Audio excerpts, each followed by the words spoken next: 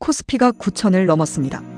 그런데 바로 다음 날 10% 가까이 폭락했습니다. 폭락 다음에는 5% 넘게 반등했습니다. 그리고 하루 뒤 다시 5% 넘게 떨어졌습니다. 이쯤 되면 상승장인지 하락장인지조차 구분하기 어렵습니다. 6월 코스피는 주식시장이 아니라 거대한 롤러코스터였습니다. 매수 사이드카와 매도 사이드카가 번갈아 발동됐습니다. 서킷 브레이커도 한 달에 3차례나 발동됐습니다. 시장이 너무 빠르게 움직여 거래를 강제로 멈춰야 했던 겁니다. 이제 시장의 시선은 7월로 이동하고 있습니다. 7월에는 삼성전자와 SK하이닉스의 2분기 실적이 발표됩니다. 국민연금의 국내 주식 리밸런싱도 재개됩니다. 반도체 실적은 코스피를 다시 끌어올릴 수 있습니다. 반대로 국민연금 매도와 외국인 자금 이탈이 겹치면 6월의 공포가 다시 반복될 수도 있습니다. 오늘은 3가지를 살펴보겠습니다. 6월 코스피가 왜 이렇게 심하게 흔들렸는지, 7월 반도체 실적에서 무엇을 확인해야 하는지, 국민연금 리밸런싱이 실제 매도 폭탄으로 이어질 가능성이 있는지 사실과 전망을 구분해 차분하게 정리하겠습니다. 먼저 6월 시장을 보겠습니다. 6월 19일 코스피는 장중 9,385.59까지 올랐습니다. 사상 최고치였습니다. 하지만 같은 날 오후에는 8,831.72까지 떨어졌습니다. 아침에 주식을 산 투자자와 오후에 주식을 산 투자자의 체감이 완전히 달랐습니다. 지수는 결국 9,052.42로 마감했습니다. 하루 등락률만 보면 0.13% 하락이었습니다. 하지만 장중에는 550포인트 넘게 움직였습니다. 그리고 6월 23일 코스피는 하루 만에 910포인트 넘게 떨어졌습니다. 하락률은 9.99%였습니다. 코스피 종가는 8,203.84까지 밀렸습니다. 다음 날에는 3.26% 반등했습니다. 6월 25일에는 5.42% 급등했습니다. 코스피가 다시 8,930선까지 올라갔습니다. 그러나 6월 26일 장중 8,126선까지 밀렸고 종가는 8,411.21이었습니다. 하락률은 5.81%였습니다. 이 정도 움직임은 기업의 실적만으로 설명하기 어렵습니다. 삼성전자와 SK하이닉스의 공장 경쟁력이 하루 만에 10% 좋아졌다가 나빠진 것은 아닙니다. 시장을 움직인 것은 실적뿐만이 아니었습니다. 기대와 공포, 추격 매수와 차익 실현, 외국인 수급과 레버리지, 중동 정세와 금리 불안이 한꺼번에 작용했습니다. 6월 변동성을 키운 첫 번째 원인은 반도체 쏠림입니다. 삼성전자와 SK하이닉스의 시가총액 비중을 합하면 코스피 전체의 56%가 넘습니다. 코스피 시장에 투자한다고 생각했지만 실제로는 두 반도체 기업의 절반 이상을 투자한 것과 비슷한 구조입니다. 삼성전자와 SK하이닉스가 함께 오르면 코스피는 빠르게 상승합니다.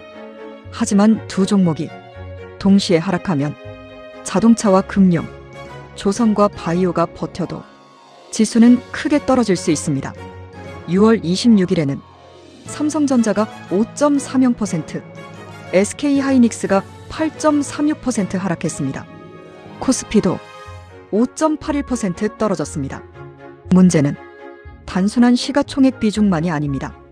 코스피 200을 추종하는 상장지수 펀드가 있습니다. 삼성전자와 SK하이닉스에 투자하는 단일 종목 레버리지 상품도 있습니다. 주가가 떨어지면 레버리지 상품에서 매물이 나올 수 있습니다. 지수를 추종하는 자금도 비중을 조정합니다. 선물과 프로그램 매매까지 동시에 움직입니다. 작은 악재가 큰 매도로 확대되는 구조입니다. 증권가에서 6월 급락을 새로운 대형 악재라기보다 반도체에 집중됐던 자금이 한꺼번에 빠져나온 결과로 보는 이유입니다. 두 번째 원인은 기대가 너무 빠르게 올라갔다는 점입니다. 삼성전자와 SK하이닉스의 실적 전망은 계속 높아졌습니다. 인공지능 데이터 센터 투자가 확대됐습니다. HBM 수요가 늘었습니다. 범용 D램과 낸드 가격도 올랐습니다. 메모리 공급이 부족하다는 전망이 주가 상승을 이끌었습니다. 그런데 주가가 빠르게 오르면 좋은 실적만으로는 부족해집니다. 시장 예상보다 더 좋은 실적이 나와야 합니다. 실적이 좋아도 예상한 만큼만 나오면 투자자는 이미 주가에 반영됐다고 판단할 수 있습니다. 실적 발표일에 차익 실현이 나올 수도 있습니다.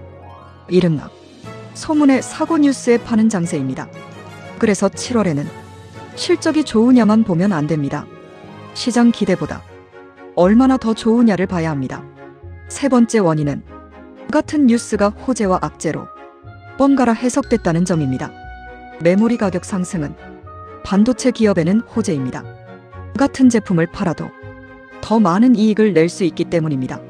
하지만 메모리 가격이 너무 빠르게 오르면 스마트폰과 컴퓨터, 서버와 전자제품의 가격도 올라갈 수 있습니다. 최종 소비자가 제품 구매를 미룰 수 있습니다. 빅테크 기업도 데이터 센터 투자 속도를 조절할 수 있습니다.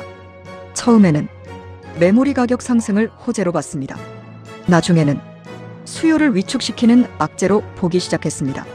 시장의 확신이 약해지면 같은 뉴스의 해석도 하루마다 달라집니다. 네 번째 원인은 빚을 활용한 투자입니다. 주가가 빠르게 오르면 신용융자가 늘어납니다. 레버리지 상품에도 자금이 들어옵니다. 상승장에서는 수익이 빠르게 커집니다.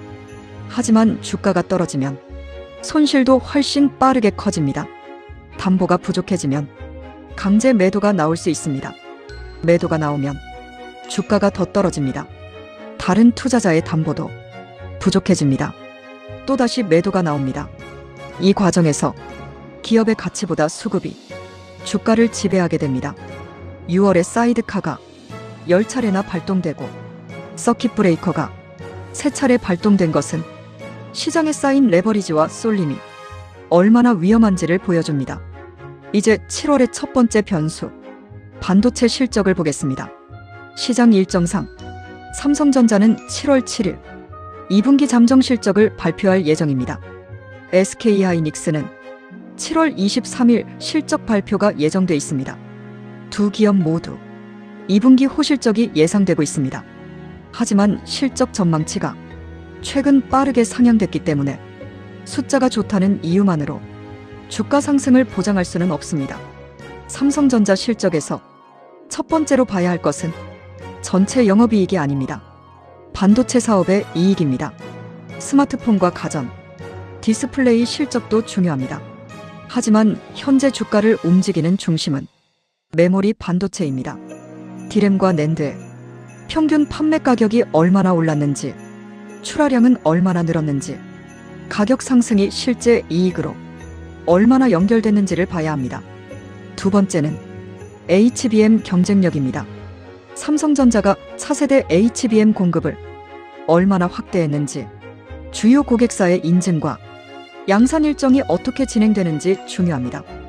HBM 점유율과 공급 계획이 시장 기대에 미치지 못하면 전체 영업이익이 좋아도 주가가 실망할 수 있습니다. 반대로 HBM 공급 확대가 확인되면 삼성전자의 재평가가 이어질 수 있습니다. 세 번째는 성과급과 일회성 비용입니다. 반도체 호황으로 직원 성과급이 늘어날 수 있습니다. 설비 투자와 연구개발 비용도 증가할 수 있습니다. 이익이 시장 예상보다 낮게 나오더라도 메모리 사업이 나빠서인지 일회성 비용 때문인지를 구분해야 합니다. 일회성 비용은 다음 분기에 반복되지 않을 수 있습니다. 하지만 제품 가격이나 판매량이 꺾였다면 구조적인 문제일 수 있습니다. SK하이닉스 실적에서는 HBM이 가장 중요합니다. HBM 출하량과 판매 가격, 주요 고객사와의 장기 계약, 차세대 제품의 양산 시점이 핵심입니다. 시장에서는 이미 SK하이닉스를 HBM 선두 기업으로 평가하고 있습니다. 선두라는 기대가 높을수록 실적 기준도 높아집니다. 잘하는 것만으로는 부족합니다. 예상보다 더 잘해야 주가가 반응할 수 있습니다. 두 번째는 범용 D램과 낸드입니다. SK하이닉스의 실적은 HBM만으로 만들어지지 않습니다. 서버용 D램, PC와 모바일용 메모리, 기업용 저장장치 가격도 전체 이익에 영향을 줍니다. 메모리 가격이 계속 오르면 이익은 늘어날 수 있습니다. 하지만 고객사가 높아진 가격을 감당하지 못하면 주문을 미루거나 재고를 줄일 수 있습니다. 시장에서는 하반기로 갈수록 메모리 가격 상승률이 둔화할 수 있다는 전망도 나옵니다. 다만 가격 상승률이 둔화한다고 해서 가격 자체가 바로 폭락한다는 뜻은 아닙니다. 높은 가격이 유지되면 기업의 이익 수준은 과거보다 높게 유지될 수 있습니다. 세 번째는 설비 투자입니다. 삼성전자와 SK하이닉스가 공장과 장비 투자를 얼마나 늘리는지 봐야 합니다.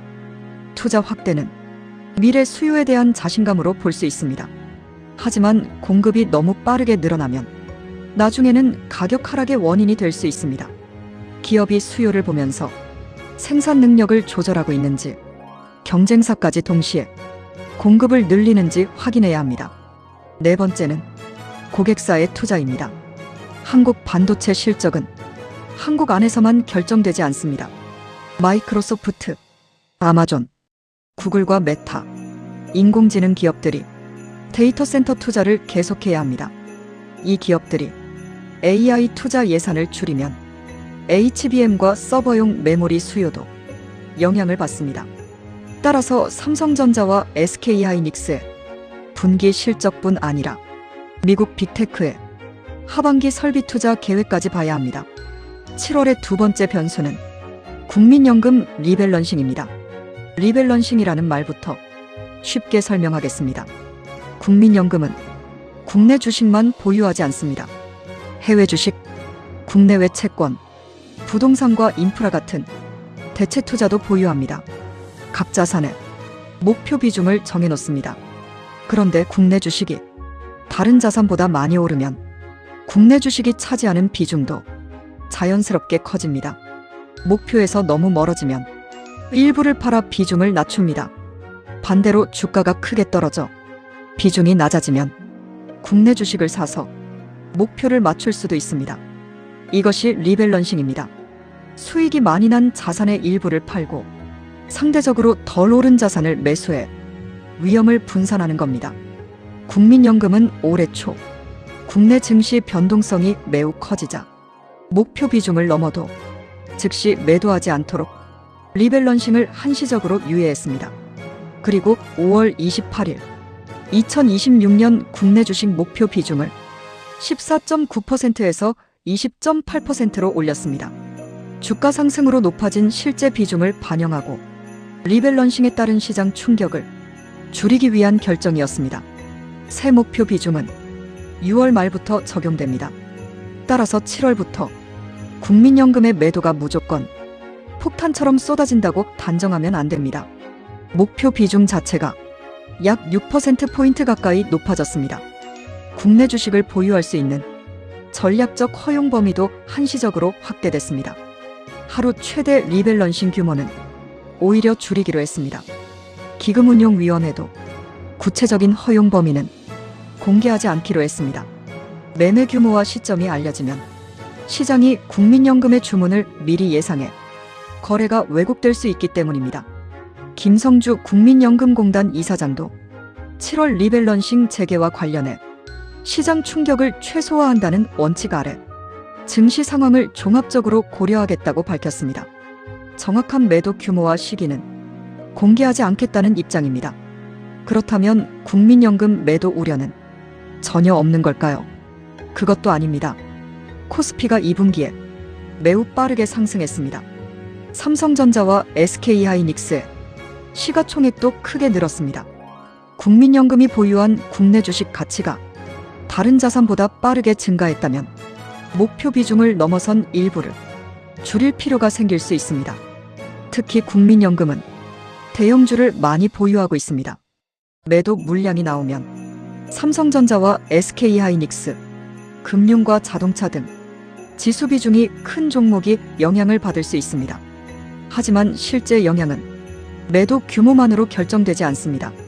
같은 날 외국인이 더 많이 사면 충격이 줄어듭니다. 기업이 자사주를 매입해도 수급이 보완될 수 있습니다. 개인과 기관의 자금이 시장에 들어올 수도 있습니다. 반대로 외국인 매도와 국민연금 리밸런싱이 겹치면 대형주의 수급 부담은 더 커질 수 있습니다. 따라서 7월에는 국민연금 하나만 보면 안 됩니다. 외국인과 연기금, 투자 신탁과 개인의 흐름을 함께 봐야 합니다.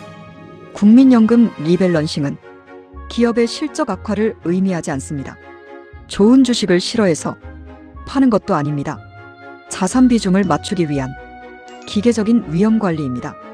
다만 시장이 불안한 시기에 대형주 매물이 나오면 투자자의 심리를 악화시킬 수 있습니다. 리밸런싱은 장기 악재라기보다 단기 수급 변수로 보는 것이 더 정확합니다. 7월의 세 번째 변수는 외국인입니다. 6월 급락장에서 외국인과 기관의 동반 매도가 지수 하락을 키웠습니다. 외국인은 한국 반도체 실적만 보지 않습니다. 원달러 환율을 봅니다. 미국 금리를 봅니다. 국제유가와 중동 정세를 봅니다. 미국 기술주의 움직임도 봅니다. 삼성전자와 SK하이닉스가 좋은 실적을 발표하더라도 달러가 급등하고 미국 금리가 올라가면 외국인이 국내 주식을 매도할 수 있습니다. 반대로 환율이 안정되고 미국의 금리 부담이 줄며 반도체 실적까지 좋게 나오면 외국인 매수가 재개될 수 있습니다. 7월의 네 번째 변수는 금리와 물가입니다. 미국에서는 7월 2일 고용보고서, 7월 8일 연방공개시장위원회 의사록, 7월 14일 소비자물가지수, 7월 15일 생산자물가지수가 발표될 예정입니다. 7월 28일부터 29일까지는 미국 연방공개시장위원회가 열립니다. 한국에서는 7월 2일 소비자물가, 7월 16일 한국은행 금융통화위원회, 7월 23일 2분기 국내 총생산 속보치가 예정돼 있습니다. 미국 고용이 너무 강하면 금리 인상 우려가 커질 수 있습니다. 금리가 오르면 미래 이익의 가치가 낮아집니다. 성장주와 반도체 주식에는 부담이 될 수 있습니다. 반대로 고용과 물가가 안정되면 금리 부담이 줄어들 수 있습니다. 하지만 경기가 너무 빠르게 나빠지면 기업 실적 우려가 커집니다. 시장의 가장 좋은 상황은 경기가 무너지지 않으면서 물가와 금리만 안정되는 것입니다. 이제 7월 증시 세 가지 시나리오를 보겠습니다. 첫 번째는 반도체 실적이 기대를 웃도는 경우입니다.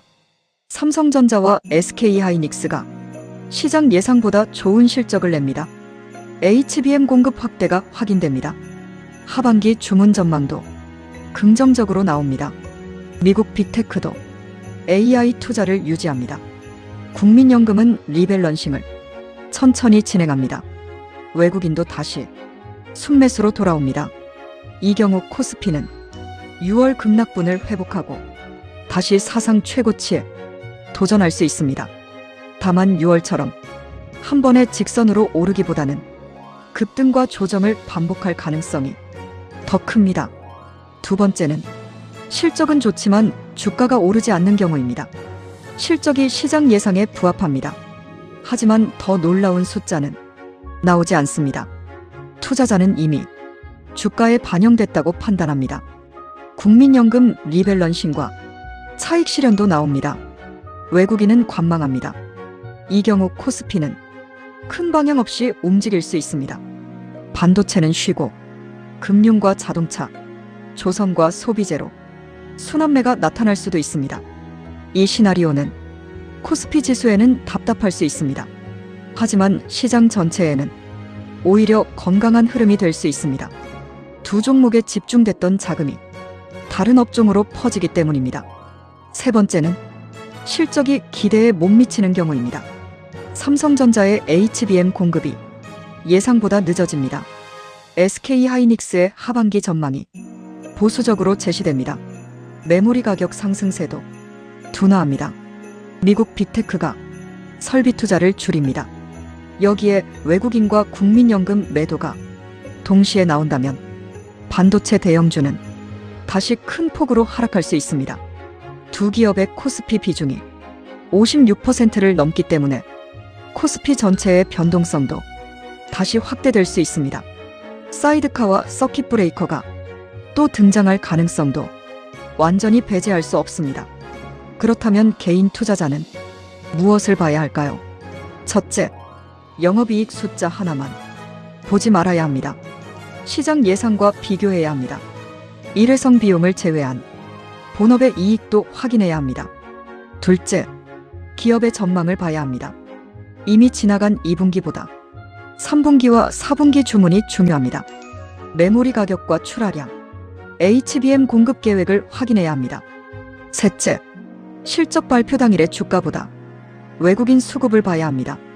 실적이 좋은데도 외국인이 계속 팔면 시장이 우려하는 다른 문제가 있을 수 있습니다. 넷째, 국민연금 매도서를 사실처럼 받아들여서는 안 됩니다. 정확한 매매 규모와 시점은 공개되지 않습니다. 목표 비중도 이미 20.8%로 상향됐습니다. 다만 연기금의 일별 순매매 흐름은 확인할 필요가 있습니다. 다섯째, 코스피 지수만 보지 말아야 합니다. 상승 종목 수와 하락 종목 수를 봐야 합니다. 반도체 두 종목만 오르는지 다른 업종으로 상승세가 확산되는지 확인해야 합니다. 여섯째, 레버리지를 줄여야 합니다. 6월 시장은 좋은 기업도 하루에 8%와 10%씩 움직일 수 있다는 것을 보여줬습니다. 주가 방향을 마치더라도 중간의 급락을 버티지 못하면 반대 매매로 시장에서 퇴출될 수 있습니다. 특히 은퇴를 준비하는 50대와 60대 투자자는 생활비와 병원비, 노후 자금을 단기 변동성에 노출해서는 안 됩니다. 곧 사용해야 할 돈은 주식과 분리해야 합니다. 삼성전자와 SK하이닉스가 좋은 기업이라는 사실과 지금 어떤 가격에 사도 안전하다는 말은 다릅니다. 좋은 기업도 기대가 너무 높으면 떨어질 수 있습니다. 나쁜 시장에서도 가격이 충분히 낮으면 오를 수 있습니다. 결국 투자에서 중요한 것은 기업과 가격, 그리고 내가 버틸 수 있는 기간입니다. 오늘의 핵심을 정리하겠습니다. 6월 코스피 시장에서는 사이드카가 10차례 발동됐습니다. 서킷 브레이커도 3차례 발동됐습니다. 변동성 지수는 금융위기 이후 가장 높은 수준까지 올랐습니다. 코스피는 장중 9,385선을 기록했습니다. 하지만 며칠 뒤 8,100선까지 밀렸습니다. 급등과 폭락이 하루 단위로 반복됐습니다.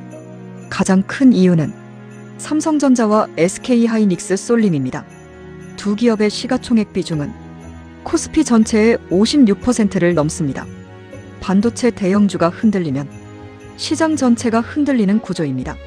7월에는 삼성전자와 SK하이닉스의 2분기 실적이 첫 번째 시험대입니다. 단순한 영업이익보다 HBM과 범용 메모리 가격, 하반기 주문 전망, 빅테크의 투자 계획을 확인해야 합니다. 국민연금 리밸런싱도 중요한 수급 변수입니다. 하지만 무조건적인 매도 폭탄으로 단정하면 안 됩니다. 국민연금은 국내 주식 목표 비중을 14.9%에서 20.8%로 높였습니다. 하루 최대 리밸런싱 규모도 줄였습니다.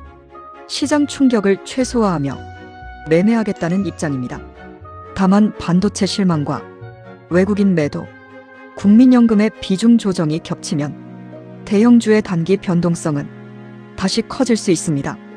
7월 증시의 핵심은 코스피가 9,000을 다시 넘느냐가 아닙니다. 반도체 실적이 높아진 기대를 충족하느냐입니다. 외국인 매수가 다시 들어오느냐입니다. 국민연금 리밸런싱을 시장이 감당할 수 있느냐입니다.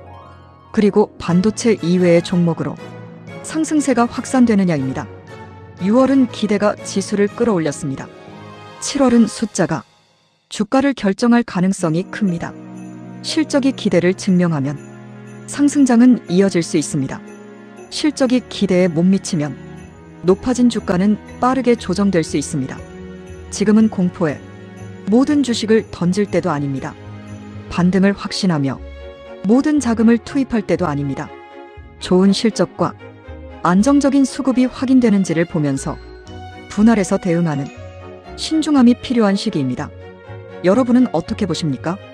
7월 반도체 실적이 코스피 상승을 다시 이끌 것으로 보십니까? 아니면 국민연금 리밸런싱과 높아진 주가 부담이 더 크게 작용할까요? 댓글로 여러분의 의견을 남겨주십시오. 오늘 영상이 도움이 되셨다면 구독과 좋아요 부탁드립니다.